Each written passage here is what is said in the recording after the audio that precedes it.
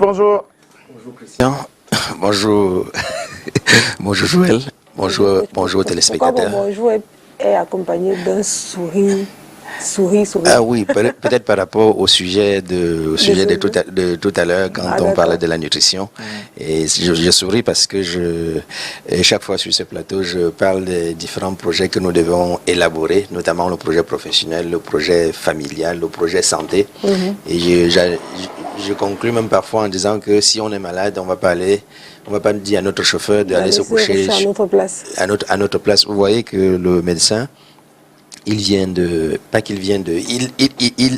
nous confirme le fait que si nous ne travaillons pas sur notre projet santé et pas de travailler sur le projet santé sous la forme d'un loisir, comme si c'était un loisir, mais de façon vraiment accentué à écouter son corps, à écouter comment les repas ou bien les mets agissent en soi. Et d'ailleurs là-dessus, quelque chose qui m'a fait encore plus sourire, c'est que il parlait de la réaction de l'orange qui coupe le sommeil, et je me souvenais de ma classe de terminale où mes amis disaient que quand ils bouffent la cola, et ça coupe le sommeil, ils ne dorment plus. Et du coup, on est allé acheter les colas. Moi, quand je mangeais la cola, c'est là où je dormais. Exactement. C'est comme le somnifère. Moi, j'ai eu ça avec le café au lait là. Donc, si tu prends le café au lait, si tu prends un café simple, tu ne vas pas dormir. C'est comme si j'avais acheté le somnifère. Là où je dormais. Sérieusement. Allez, là, c'est différents. Chacun est différent. Alors, la réussite en affaires intéresse aujourd'hui, coach. Vous nous dites que réussir en affaires, c'est non seulement éradiquer les facteurs de pauvreté, mais aussi et surtout savoir saisir les opportunités. Effectivement. Et également prendre des risques. Savoir prendre des risques. Mesurés. Voilà. C'est très important. Oui. Alors, la question basique, comment réussir, comment saisir les opportunités pour réussir en affaires? Oui, il y a Bill Gates. Et il est encore vivant, Dieu merci, c'est qui permet d'avoir une référence vivante qui, lors d'une émission, vous avez, pour ceux qui peuvent suivre son histoire, parce qu'il y a des histoires motivantes et que l'on devrait chaque fois aller regarder les success stories. Aujourd'hui, un jeune qui a envie de réussir, un homme d'affaires qui a envie de réussir, il n'a plus besoin d'aller juste écouter les histoires qui sont racontées sous le manguier ou bien dans les kiosques les kiosques à journaux. Il peut aller télécharger les success stories pour écouter. Et le success story de Bill Gates, c'est que le gars, il n'était pas un réel informaticien ou bien le plus grand informaticien à la base. Il a croisé sa réussite avec le travail qu'il a fait avec IBM.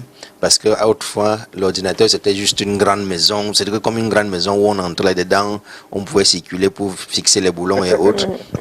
Quand il a travaillé sur le micro-ordinateur, et puis il s'est dit, mais tiens, avec ça, et si chacun doit pouvoir avoir son personal computer, comment est-ce que je fais pour multiplier cela? Pour faire de telle sorte que tout le monde ait. Et si dans ça, je n'ai que 1%. Je n'ai qu'un 1%, même 0,1%. Qu'est-ce que cela va être à la fin? Il a donc vu avec IBM, il a commencé à travailler avec eux. IBM. Et voilà ce qu'il est devenu aujourd'hui. Donc, quand on lui a posé la question de savoir ce que c'est que les opportunités, il a dit que les opportunités, c'est comme les trains à grande vitesse. On ne les saisit pas quand ils ne sont pas encore là. On ne les saisit pas quand c'est déjà parti. On les saisit quand on est là, à l'instant précis. Et pour être là à l'instant précis, c'est parce qu'on a une idée de où est-ce qu'on est en train de partir. Et vous ne pouvez pas saisir l'opportunité d'aller à Yaoundé quand vous êtes en train d'aller à l'ouest. Vous ne pouvez pas saisir l'opportunité d'entrer dans un véhicule qui vous amène, je ne sais pas moi, un avion qui vous amène en France alors que vous avez envie d'aller dans votre village. Ou bien que vous n'étiez pas préparé à aller en France, vous n'irez là-bas rien faire. Donc vous voyez, il faut que l'opportunité vienne trouver l'esprit qui est préparé. L'esprit qui est préparé à recevoir une information ou bien à recevoir une direction ou bien à recevoir une motivation.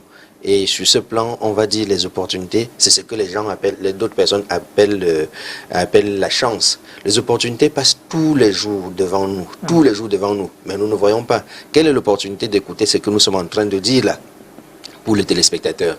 Quelle est l'opportunité pour nous-mêmes de dire ce que nous sommes en train de dire aux téléspectateurs. Ça, il faut être préparé à quelque chose. Sinon, l'opportunité va passer. C'est un peu comme les idées. Les idées, on dit, les idées n'appartiennent pas à quelqu'un. Les idées sont les opportunités de croissance.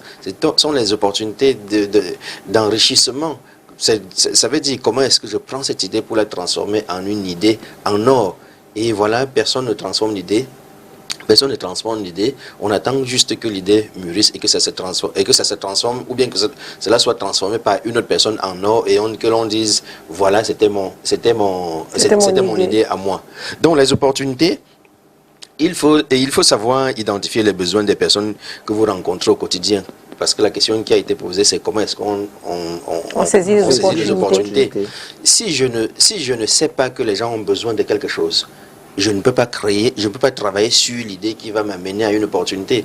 Je dis très souvent aux jeunes entrepreneurs qui ne réussissent pas ou bien qui sont là, ils disent, bon, je ne sais pas comment je vais faire. Je dis, tous les gens qui passent en route là, ils ont votre argent dans leur poche. Tous ceux qui sont là, tous ceux que vous voyez là, ils ont leur argent dans votre poche. Ils ont votre argent dans leur poche. Maintenant, la question, c'est quoi? Entreprendre, c'est quoi? Quelle est l'idée que je vais mettre sur pied?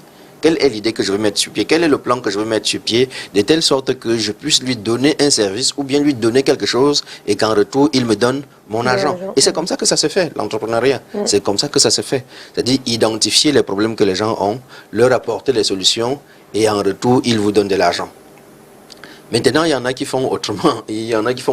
C'est-à-dire, au lieu de travailler dans ce sens, ils vont faire la négociation distributive, c'est-à-dire utiliser la force pour braquer, pour prendre avec énergie, arracher et aller avec.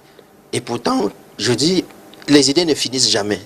Ça veut dire que si j'identifie les problèmes que mes vis-à-vis, les gens qui sont avec moi, et les gens que je rencontre au quotidien ont, j'aurai toute une multitude d'opportunités. C'est cette opportunité-là qui a fait en sorte que cette télévision soit créée, que ces téléphones soient créés, que les habits soient créés, que la mode soit faite, que l'école soit mise sur pied. Ce sont des opportunités. Donc, on ne peut pas dire qu'on manque d'opportunités. On ne peut pas dire que chaque jour je reste, les opportunités c'est toujours à telle personne, c'est toujours à telle autre personne et moi je n'en ai pas. Non, c'est à vous qu'il faut poser la question. Est-ce que je suis prêt à recevoir une opportunité? Est-ce que je suis prêt à identifier une opportunité? Par exemple, regarder les problèmes que les gens ont et leur apporter des solutions. Voilà. Donc, vous voyez, je vais prendre l'exemple du truc du voyage Canada. Aujourd'hui, ça pilule. Aujourd'hui, ça pilule. Le drapeau des États-Unis sont c'est dans toutes les rues. On dirait qu'on est à New York désormais. Donc, celui qui initie ce business, il sait bien qu'on peut le faire ils savent qu'on peut bien le faire à la maison. Chacun peut faire chez soi. Mais ils se disent, mes compétences que j'ai, les idées que j'ai, comment faire pour transformer cela en argent, tant que je sais que ceux qui sont en face de moi, ils ont un problème. Voilà comment est-ce qu'ils ont transformé cette opportunité en argent. Il y en a plusieurs opportunités comme ça. Le Bensking, le mototaximan, c'est né comment? Le taximan, c'est né comment? J'achète ma voiture que je dois conduire et j'imagine que ceux qui sont là, ils veulent aller d'un point à l'autre. Ils n'ont pas le moyen. Je fais comment? Je mets ma voiture à leur service et en contrepartie, ils me donnent de l'argent.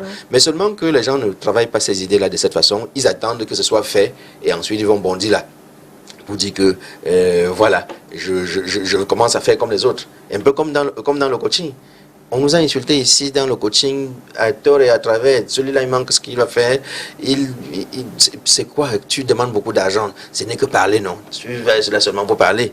Donc, voilà autant de choses. Donc... Allez-y, coach. Oui, j'étais en train de dérouler comment faire pour saisir l'opportunité. Donc, identifier les problèmes que les gens ont, être toujours prêt à proposer ces services gratuitement. Être toujours prêt à proposer ces services gratuitement. Si je ne me retrouve pas, pour qu'on sente que je suis footballeur, par exemple, il faut que je sois en train de pratiquer du football. Je ne peux pas être un grand footballeur et être chez moi attendant de signer dans un club mythique pour qu'on voie comment je suis. Non, on va me voir dans un stade de football. Comment faire pour me retrouver dans un stade de football? Il faut que j'ai une opportunité. Il faut que je crée l'opportunité. Par exemple, je peux aller comme un ramasseur de ballons. Après, à la mi-temps, je suis en train de jongler. Quand je dis ceci, on peut le transposer sur le plan de l'entreprise. Bien sûr. de l'entreprise. Et donc, quand je jongle comme ça, à un moment donné, on me dit, quelqu'un va certainement me remarquer et savoir que ça, c'est le talent que l'on veut. Et puis, on va me donner ce que l'autre va appeler, le paresseux va appeler ma chance. Mais en fait, ce n'est pas ma chance qu'on me donne, on me donne l'opportunité de m'exprimer. Mais il a fallu que je sois non seulement prédisposé, que je sache quel est le besoin que ceux-là ont, que je sache également que au début, je ne serais pas en train de vendre comme Eto'o-Fils vendrait ses services de football ou bien comme Kylian Mbappé vendrait ses services de football. Donc du coup, c'est comme ça qu'il faut pouvoir être prédisposé.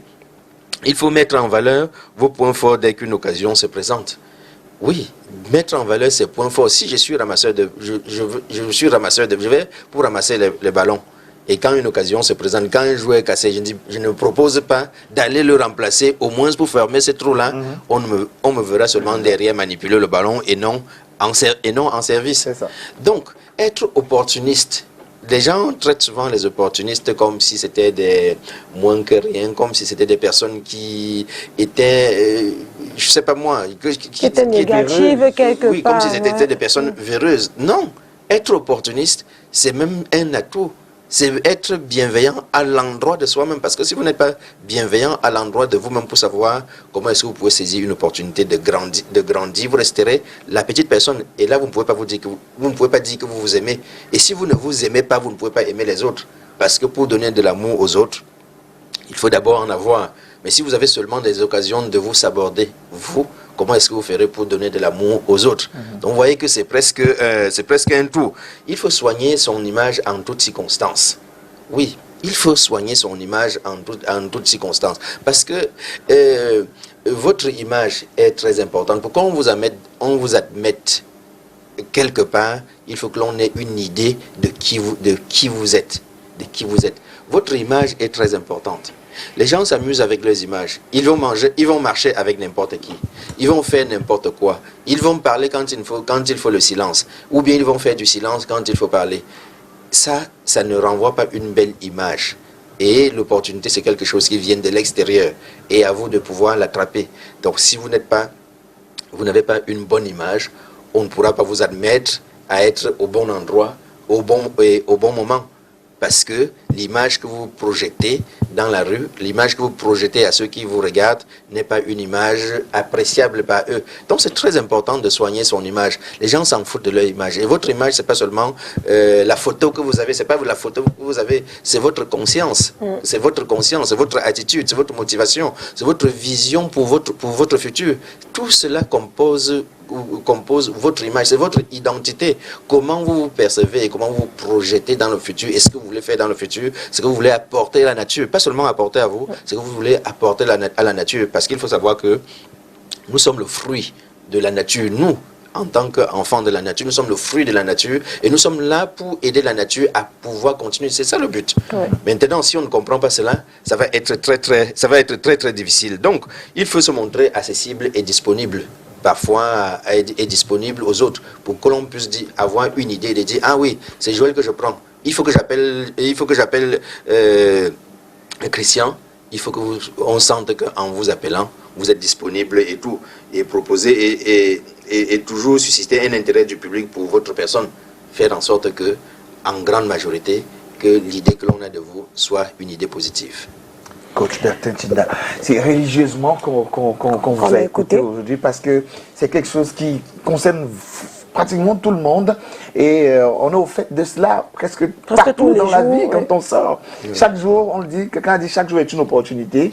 Alors rien que le simple fait qu'on se lève aujourd'hui, c'est une opportunité. C'est une opportunité et dire qu'on sera face à pas mal de choses et on devra véritablement passer par ce qu'on aura appris avec le coach Bertin Tchida ici, en rappelant que vous pouvez aussi apprendre de cela profondément à travers donc des séances de coaching personnalisées avec le coach Bertin Tchida, dont le numéro est affiché au bas du petit écran, qu'on retrouvera d'ailleurs ici mardi prochain pour la suite de cette même thématique. Le prochain sujet sur la liste, ce sera comment prendre des risques mesurés. Comment prendre des risques mesurés, toujours dans la réussite. Tout à fait. En affaires. Merci coach. Merci Christian. Et à bientôt. Merci coach. À demain Christian.